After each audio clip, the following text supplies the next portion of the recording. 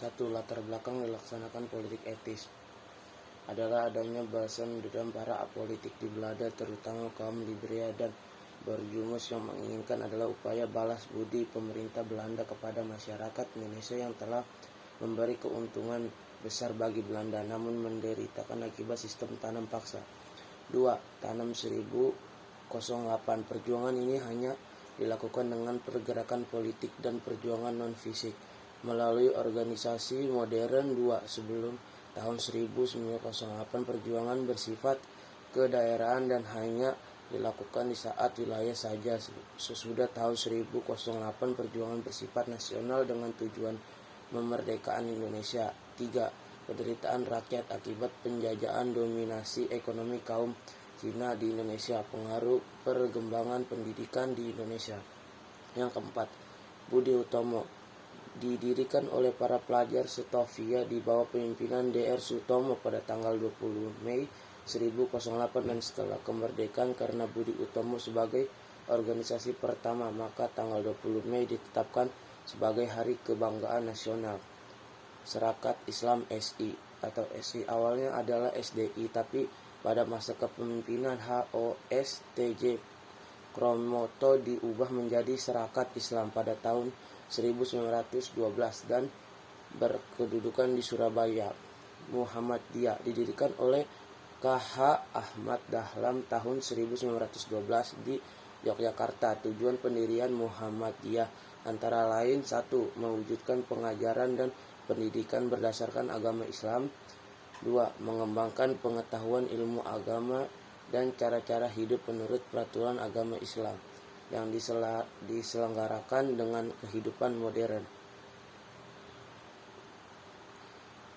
Ide Change Parties didirikan oleh 3 serangkaian yang terdiri dari Suwardi Suryanti, KI Hajar Dewantara, Dr. Cipto Mangungsomo, dan Dr. F.E. Duwos Dekker Danur Dirjo.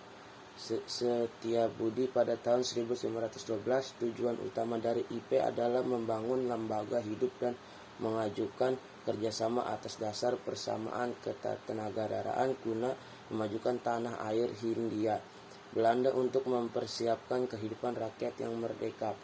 Partai Nasional Indonesia PNI didirikan pada tanggal 4 Juli 1927 oleh sebuah studi klub di Bandung di bawah pimpinan IR Soekarno.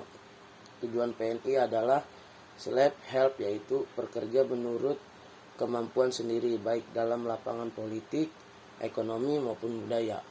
Yang kelima, hasil Kongres Pemuda 1 adalah 1. Mengusulkan agar semua perkumpulan pemuda bersatu dalam organisasi pemuda di Indonesia.